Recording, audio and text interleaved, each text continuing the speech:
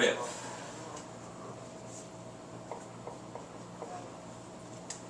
It's a quotient, so we're going to need a quotient rule. U prime, -1. B prime, +2. When you have the fractions, make sure you multiply everything all out and simplify the top. Watching out for the subtractions.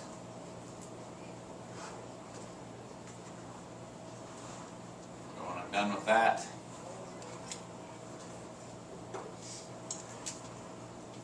-2x minus 1 minus 4 plus 2x. Finish with that, I've got -5.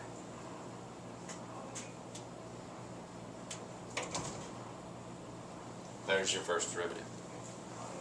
You will have to do both derivatives for this. Now, only one I'm going to give you is the complicated fraction. The one's got squares in it. Now, before you go do the second derivative, what is probably the most beneficial thing to do?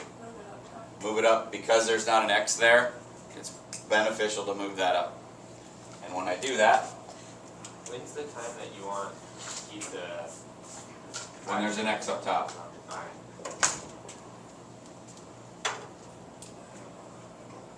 So that's 10 times 2x plus 1 to the -3 times 2.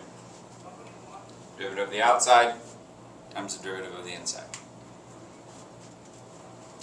So this gives me 20 over 2x plus 1 cubed.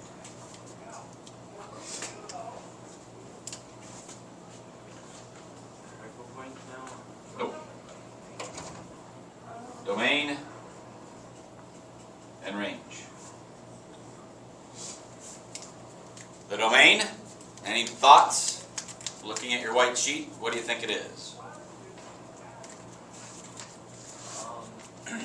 Would it be -1/2?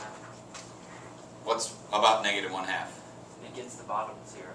So my answer means what? X cannot equal. Yep, x cannot equal -1/2. And for that, you're looking at the regular function? I'm looking at this. Okay. The only time you use the first and second derivative is for the critical points and inflection points.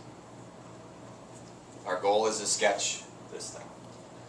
If that domain is that, what else should I need to go directly to? Your vertical asymptote.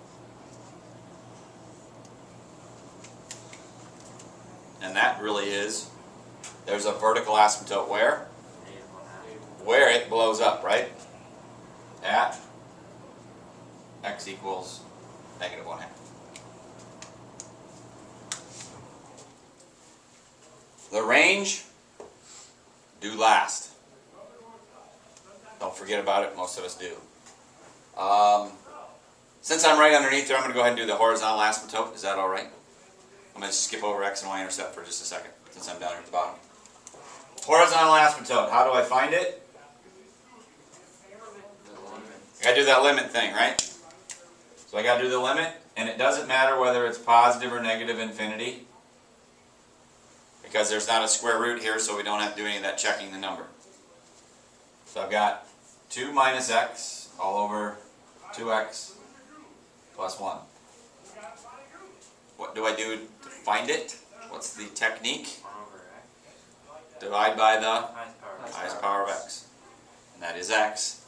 So this turns into 2 over x minus 1 and 2 plus 1 over x. When you're doing this stuff, I'm not that picky about notation. Okay? What happens when I plug in infinity now to a 2 divided by x? Goes to 0, right? And a 1 over x goes to 0. So my answer is -1/2. It's an asymptote, so it's a line. It's a horizontal line. So which letter is that? Y. It's a y equals. Like the horizontal, or vertical, excuse me, is an x equals. The horizontal is a y equals. I think I put that on there yesterday, didn't I? For you or not? If it's not, go ahead and put y equals there. I can't remember if I did. I thought I did, but I could be wrong.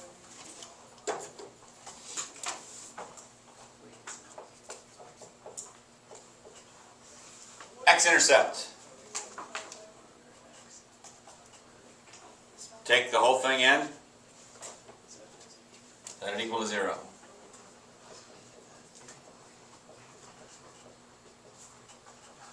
When I do that, I've got a fraction and I cross multiply, I get 2 minus x equals 0.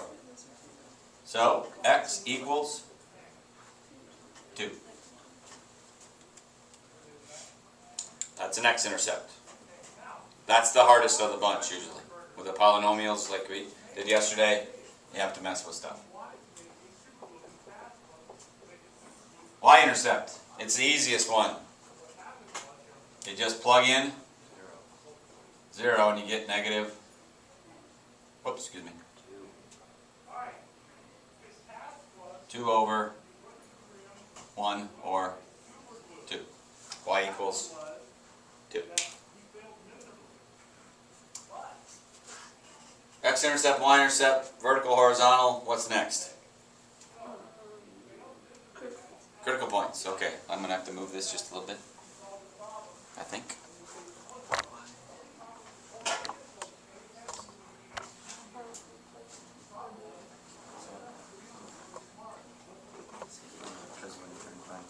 Critical points.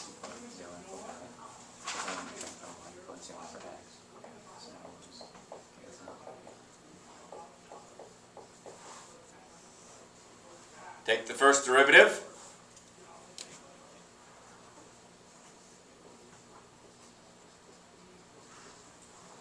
Since it's a fraction, what do I need to check? What blows it up? What blows it up? And we know what blows it up already because we've done that a couple times. So there's a CP at negative 1/2. If I set it equal to 0, I get negative 5 equals 0. So there aren't any type 1s, right? The only one you got is a type 2. Oops, I forgot to box some of these things, my fault. That can be important. Those are the points you got to do. Box those so I know to come back and I see those. Now while I'm here, is there anything that you really know about the first derivative that might be helpful later on? If you look at it right now. The top's negative. The top's negative and the bottom is? Positive. So this is always, it's always negative. Just something to maybe keep in mind. If it's always negative, if the first derivative is always negative, what do you know about your increasing, decreasing chart? It's Because the first derivative negative is decreasing, so the thing's decreasing all the time.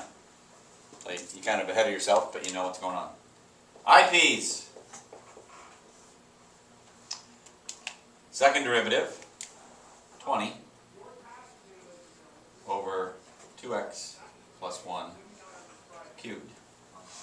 What do you notice? The type 2, x equals negative 1/2. If I set it equal to 0, I don't get any type 1s. So that's all I got.